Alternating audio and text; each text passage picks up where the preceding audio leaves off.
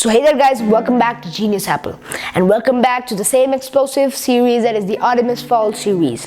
Now if you've not seen my previous videos, I'll be linking them in the description below, and make sure to check out the previous 3 videos before you watch this one. And if you have, then welcome back and let's continue with the series.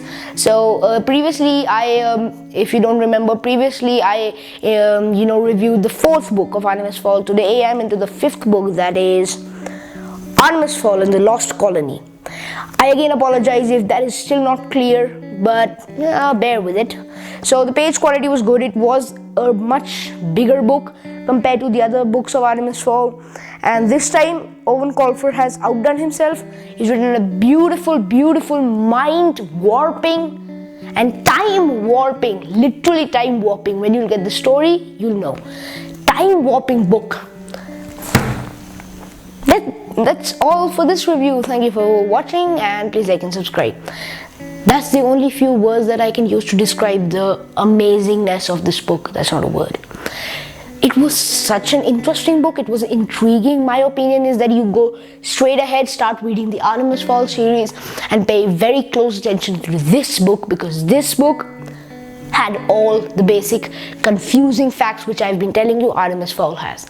This book was the major startup for the confusing facts of Artemis Fowl. Before this, it was all basic strategy and plans. Now comes in the time warping and many different things. So let's get on with the summary.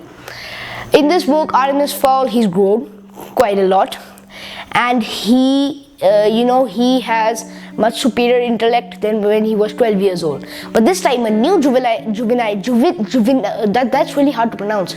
Juvenile genius has come, and she plans to reach a new race, a bloodthirsty race of fairies known as the demons or demons, whatever you want to say. The demons or the demons, I'm not sure. She plans to go ahead and find about them and win a Nobel Prize through her new discovery. So her name is Minerva Paradiso, and we'll be talking about her in this video. So if you have ever had a really bad relationship with somebody and you are very competitive with that person, but neither you or that friend can try to get on top, you both keep fluctuating. That was basically what happened in this book between Artemis Fowl and Minerva Paradiso, but in the end they became friends, and of course the smarter one was Artemis Fowl.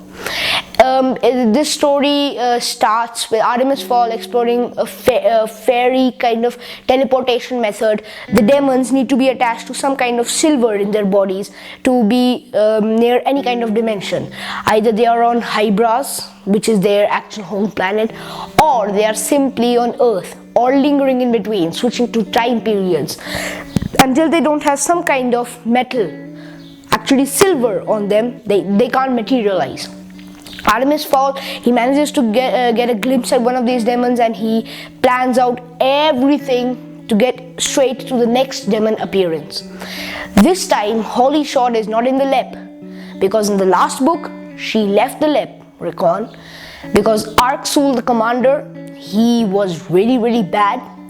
So now Holly is a private detective, but she joined the Section 8. The Section 8 was a much highly advanced group which was even more secretive than the LEP, and nobody knew about its insides.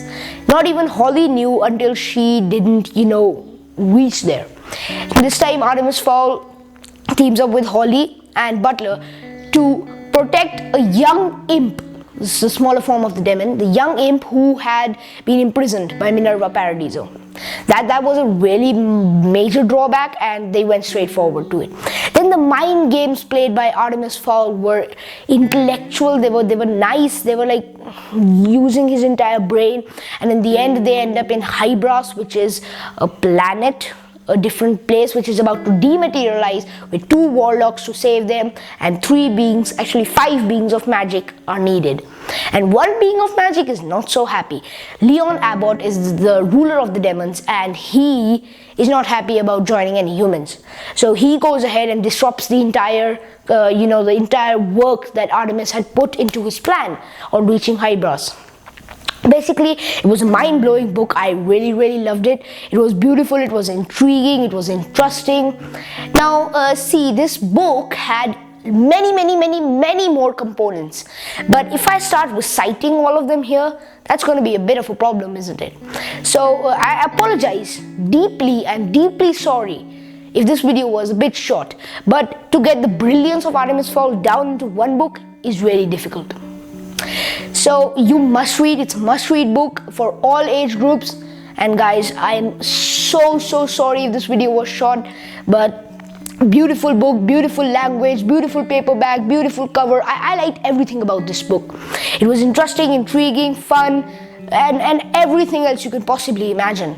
Try to find a few fun describing adjectives. You're gonna get them in this book. The storyline was impressive. Eoin Colfer wrote an impressive map design kind of plan, okay, and Artemis Fowl uses his intellect. There's even a character introduced in known as Billy Kong, who hates demons because his brother tricked him into believing that demons existed, and when he grew up he actually found out that demons existed, and he blamed the death of his brother on the demons. He was the major villain in this story. Actually, villain is no longer an important word. The new word is an anti-hero. I never knew that, but those of you who didn't know that, please give this video a like. So it was an intriguing book. I've said that so many times. You see, you're speechless in front of this book. Now, I don't know what kind of version you will purchase, but the end of my version did have a translation part, this. So if you buy any Artemis Fowl book, you'll know that these small letters were written at the bottom, which are not really letters. There's a fairy language, Gnomish alphabet, and that's it. Anyway, Artemis Fowl is pretty fluent in this Gnomish language, but anyway. So with the variety of characters, Artemis Fowl, Minerva Paradiso, her dad, the demons, the imp, Holly Short, Butler, Billy Kong, whose real name was Jonah Lee, the guy who brothered that death thing, which I don't really like reciting. Oh my god, Leon Abbott, the warlocks, Quan, he was one of the warlocks, the two warlocks which I spoke about earlier. Number one was the imp who appeared. So I know I'm finding this hard to put into words because this book was quite confusing. It's going to take a long time to understand it. I had to read it at least twice so that I would get the entire description of the book, but it might take you much more than that. So if you guys like reading books, if you guys actually think that my review helped, please give me a like, and if you change your mind later on, feel free to change it to a dislike, but let's say we get up to 5 likes. I hope so. So guys, thank you for watching my video, and I'm gonna see you next time. Please share this video if you want. If you know people who like plans, who like code breaking and all that stuff, please share this video, like and subscribe, and of course, tell your friends to like and subscribe, tell their friends to tell their friends to like and subscribe, and tell their friends and friends and friends to like and subscribe. Basically, tell everyone to like and subscribe. Go around saying like and subscribe. I'm kidding, guys. Thank you for watching. See you next time.